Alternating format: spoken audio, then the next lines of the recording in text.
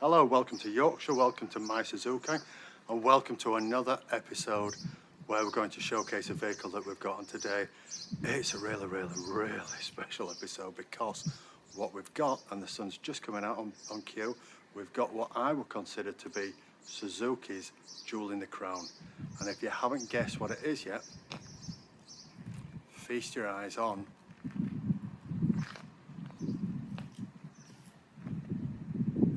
that beauty. It's the Generation 4, or as a lot of people are calling now, JB74. It's the new Suzuki. It's the Suzuki Jimny that was stopped just as it got going. What an absolute marvel of design and engineering that got stopped in its tracks for emissions. More about that later. What we're going to do is we're going to have a little bit of a look around this vehicle and just showcase it to you. You will find a lot of people absolutely raving about these cars on YouTube. So go check some of those out, because this car has got everything that those cars have got, with a few subtle extras. We've just recently, in the last couple of days, managed to put this car through the IVA, which is the individual vehicle assessment in Manchester. It's been over there, it's passed all the tests. The DVSA have given it a certificate, so it is now ready. It's just a formality to register it with the DVLA, and we can then put it on the number plates and get it on the road.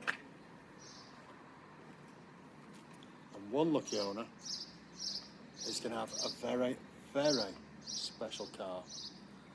And if you've been looking at these cars, you may be starting to notice some subtle differences. You might not, but I'm on a number of forums for Suzuki Jimnys, and one question that gets asked an awful lot, and these are forums, I'm on international forums, I'm on forums for, there's forums for JB74, JB74 modifications. This particular model is having so many aftermarket products made for it. It is unbelievable to say it's such a new vehicle. One of the biggest questions that gets asked is, can we add push button start and remote central locking? And the answer is always no. It's too deeply ingrained within the ECU and the brains of the car to be able to add something like that.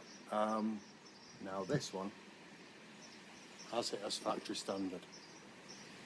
So if you can see just here,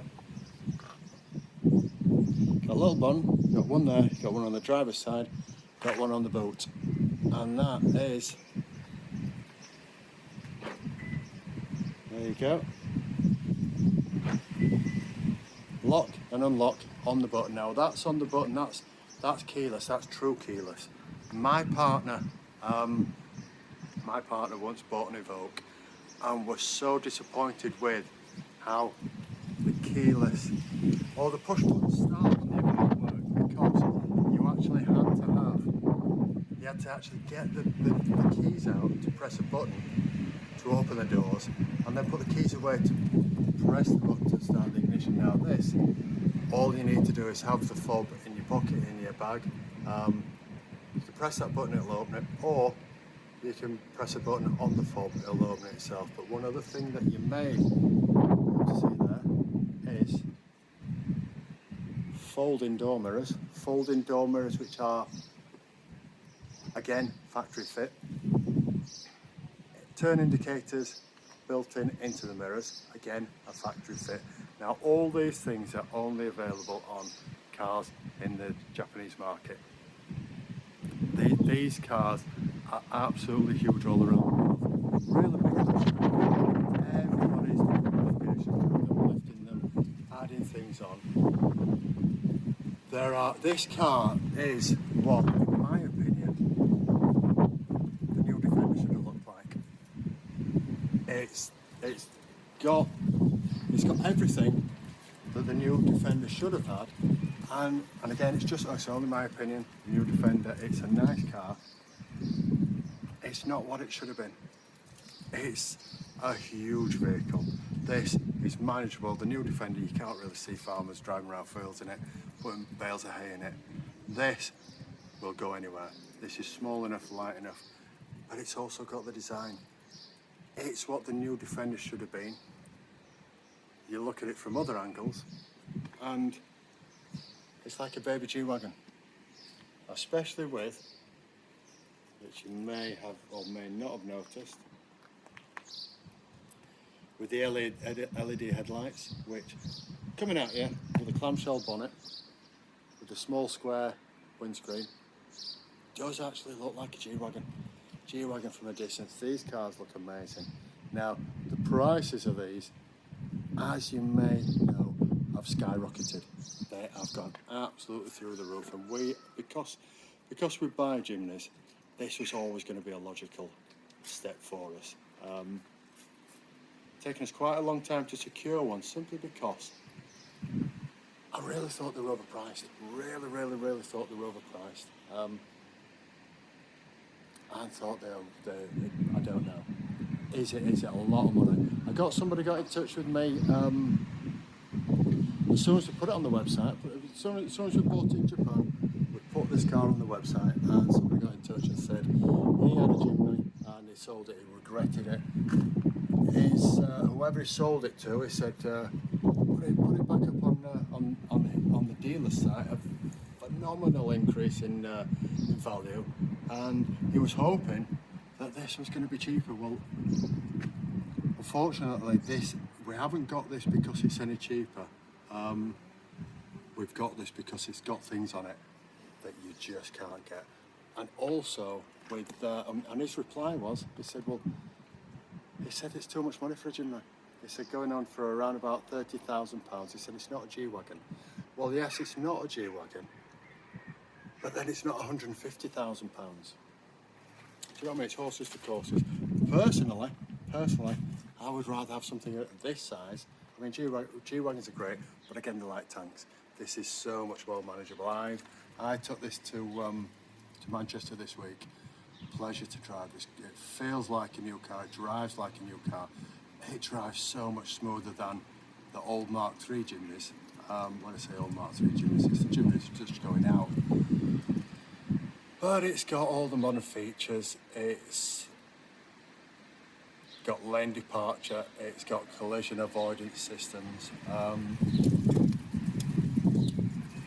We'll have a look inside. It's not going to be a big video of this. It's not going to be one that rambles along.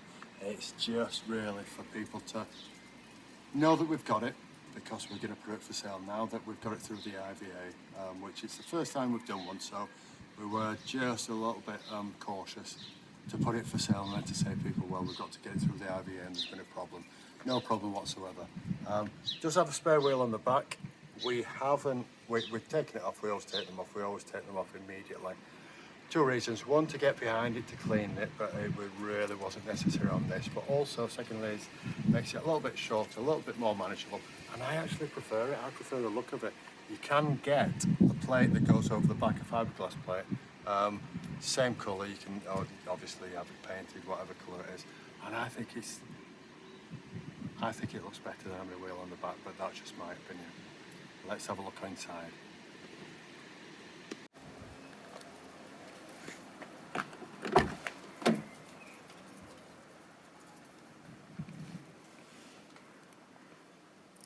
So what we've got everything you would expect from a modern car. It's a 2020. It's done 9,000 miles. So it's 2 years old. It's done 9,000 miles. Couple of little features that aren't quite standard. That bit of a bonus maybe. You've got over the vents. You've got the cup holders up there. Don't know if you can just see it. When the ignition's on, that fires up, and that is a digital display for the speed. Now, primarily we put that on so that everything's as original as possible with the dash and the dials, and the speedo there is going to read in kilometers an hour. For the purpose of the IVA, it's got to also read in speed in miles per hour. And one of the questions that they asked was, is it GPS or is it hardwired to the ECU? And it's wired to the ECU. It gets its signal from the ECU, but it works really well, and I quite like it. I like it as an alternative because it's up there, it's right in front of your face, it's not distracting, but it works well. We've got what I think is a 9-inch Pioneer there. That is something that is going to have to be addressed, as in it could do with changing, because it's got the Japanese sat-nav into it.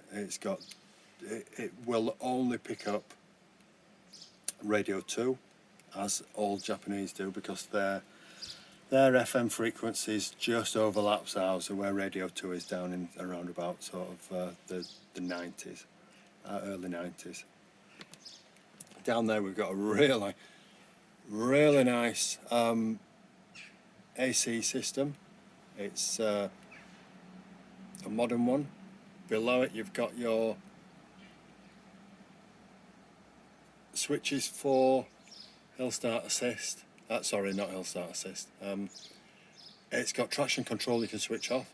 It's got hill descent, not hill start assist. It's got your power windows up and down. You've then got your automatic gearbox with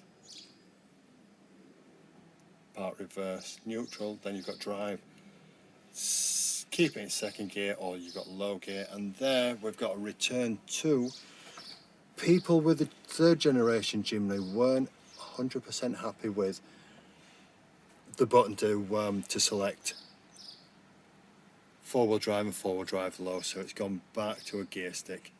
Easy to work. You've got heated seats down there. Bear in mind this car hasn't had a valet, it's just had a little bit of a clean. I've just washed it off because it's been to Manchester and back, and typically because of Manchester, nothing against Manchester, but it was raining. It rains a lot in Yorkshire. Went over the border, over the top, down, dropped into Manchester, into Chadderton, and it rained all the way there, so it got a lot of sprays. It got dirty on the outside. Give it a wash off, but it does need a full valet. But there is, in a nutshell, 2 things which make this car really special. Push button start, and to a lesser extent the folding window, wing mirrors, door mirrors, but the engine start's a big one. The engine start is part of all the keyless system, so you, like I say, you can have the fob in your pocket, walk up to the car, press the car door, it opens, get in, press the button and it starts. And you may see there we've got collision avoidance system, you've got lane departure, you've got headlight washers, which are necessary when you've got LED headlamps, and you've got a proper switch for the fog light. The fog light, we've had to put a fog light on, but believe me, we've really spent some time doing it. We've got 3 lives going into that switch, a relay.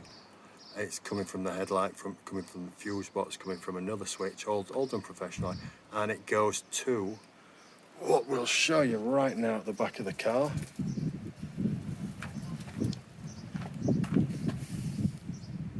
Back to a fog light that you would not know anything untoward, when I say untoward, anything different's been done to it, because that is a UK cluster.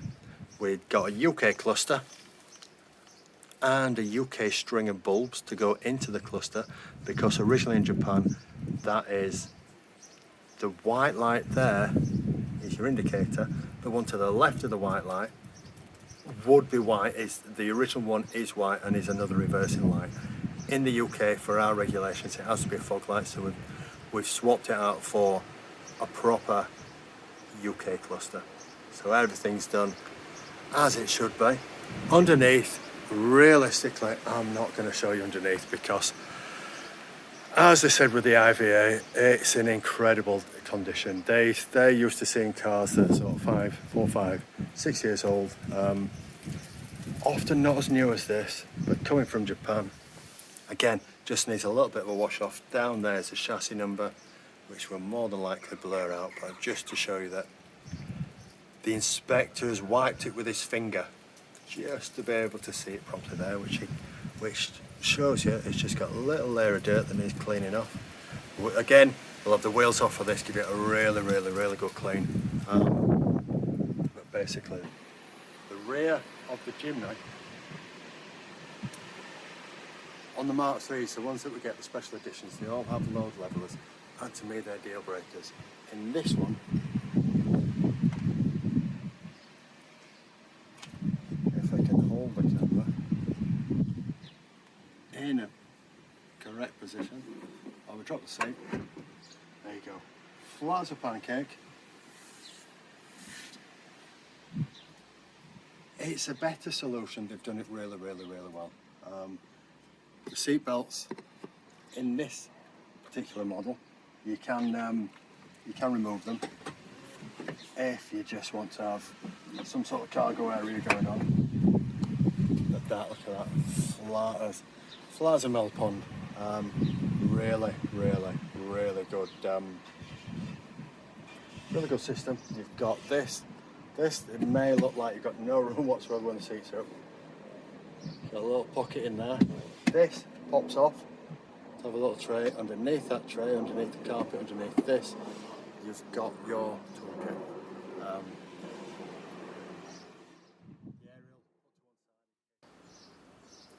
Here we are, view of the cabin interior. It's just a really nice car, and to be absolutely honest, if it's a Suzuki Jimny you're looking for, if it's an automatic you're looking for, then this is probably or should be right at the top of your shortlist. Simply because of the extra features that you won't get on a UK Jimny. You're not going to save anything with it coming from Japan with regards to the mileage or the condition, because realistically a 2-year-old car shouldn't have any issues whatsoever, but it's this car's got 2 years of never ever seen rust. So have a look at the website, look for some more information. Drop us some comments in the comments below and let us know what you're thinking of this new Jimny, and we'll see you on the next one. Adios.